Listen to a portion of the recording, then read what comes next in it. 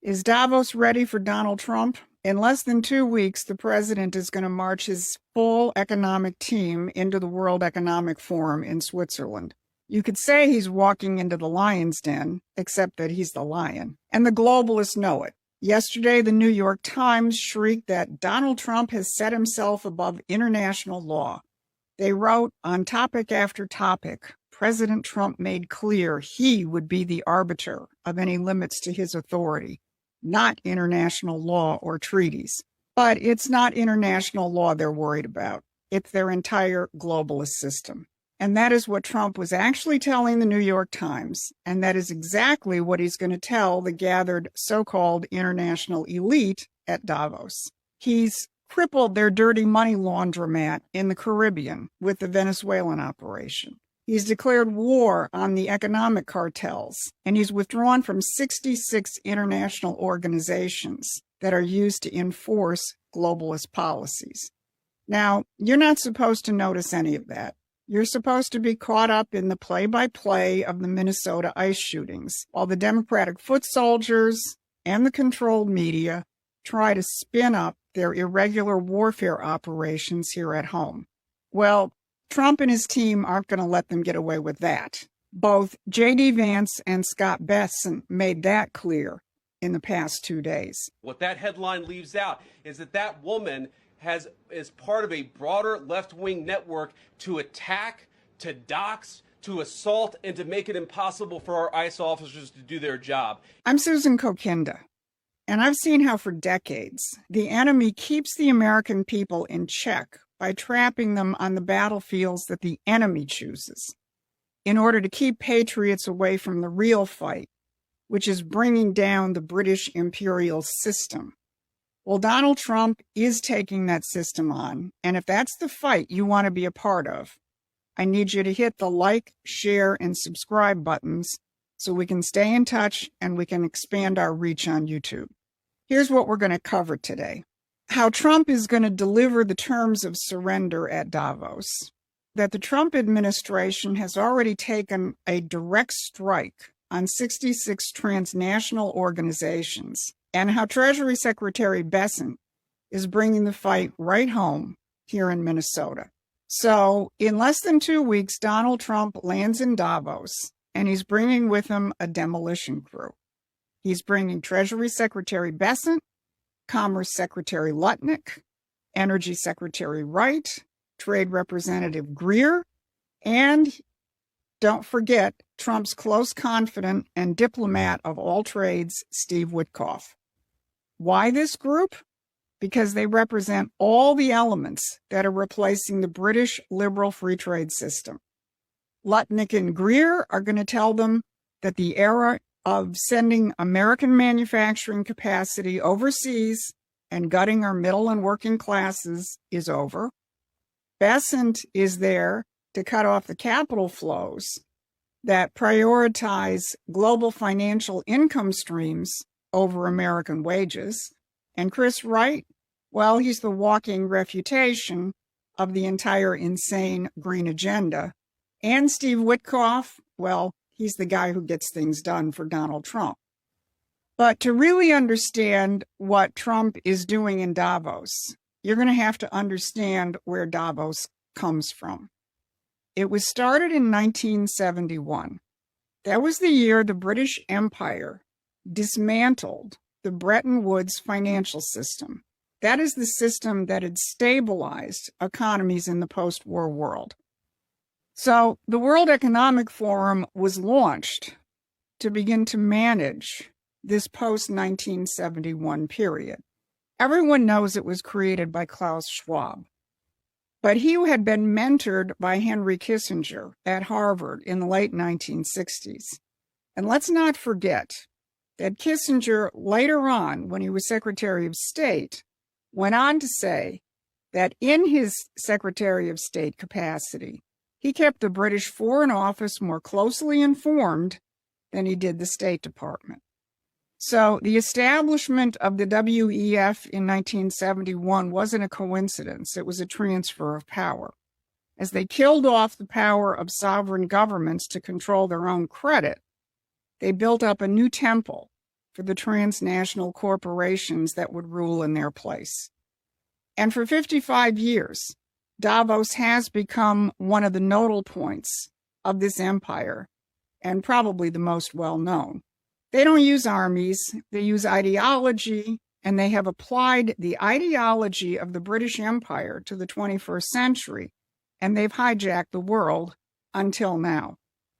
And for all those years, researchers at Promethean Action have been exposing those operations, whether it's the WEF or the Council on Foreign Relations, or the neoconservatives or their free trade ideology, and all the other groups and policies. More importantly, we know how to defeat them. So if you want to get into the real battle, head on over to Promethean Action and subscribe to our free newsletter, because we will continue to give you the up-to-date coverage of what Trump is really doing. Because in 10 days, Trump is going to the WEF. And contrary to the claims of the naggers and the heel biters within the MAGA movement, Donald Trump is not going to Switzerland to play nice with the Davos men. He and his team are arriving with a fully activated American system alternative to their policies of globalism and imperialism, and he will be laying down the terms of surrender. Now, he's already laid down some covering fire before his team heads out, hitting them exactly where it hurts, their networks of soft power. Just 3 days ago, the White House released a new finding withdrawing the United States from 66 international organizations, conventions, and treaty. Marco Rubio made clear they're pulling the plug on what he called a sprawling architecture of global governance, which, as he put it, serves the same elite networks of the multilateral NGO complex. And then Rubio drilled down on what this apparatus really is. He said, from DEA mandates to gender equality campaigns to climate orthodoxy, many international organizations now serve a globalist project rooted in the discredited fantasy of the end of history. These organizations actively seek to constrain American sovereignty. Now, the organizations that the U.S. is withdrawing from include the full gamut of green enforcement institutions that have been set up in the last few decades to enforce the carbon dioxide is poison policy, which is supposed to make nations deindustrialize. Also, some of these institutions that we're withdrawing from go all the way back to the very foundation of the UN in the late 1940s. And if you go back to the early days of the UN, you'll find people like Julian Huxley letting it all hang out as to the British plans for the UN, which, by the way, were contrary to Franklin Roosevelt's intentions. Huxley was the grandson of Thomas Huxley. Thomas had been the president of the British Royal Society, and he served on Queen Victoria's Privy Council in the heyday of the 19th century form of British imperialism. Julian was groomed to administer the same policies in their 20th century form, and so he became the first head of UNESCO when the UN was founded, where he took up several projects. First, he laid out what the purpose of UNESCO was. He said, in its educational program, it can stress the ultimate need for world political unity and familiarize all people with the implications of the transfer of full sovereignty from separate nations to a world organization. Remember what Marco Rubio just said? These organizations actively seek to constrain American sovereignty. And Huxley also had the slightly more delicate task of repackaging one of the empire's most evil policies, race science or eugenics. Here's what Huxley said in 1948. Even though it's quite true that any radical eugenic policy will be for many years politically and psychologically impossible, it will be important for Unesco to see that the eugenic problem is examined with the greatest care and that the public mind is informed of the issues at stake so that much that now is unthinkable may at least become thinkable. Let's not mince words. Huxley is saying Hitler gave eugenics a bad name, and we have to reframe it in the post-war world, and we're going to use these institutions to do it. So Huxley and many of the other card-carrying eugenicists became founders of the environmentalist movement, which ultimately metastasized into the green fascist organizations that the Trump administration just shut down.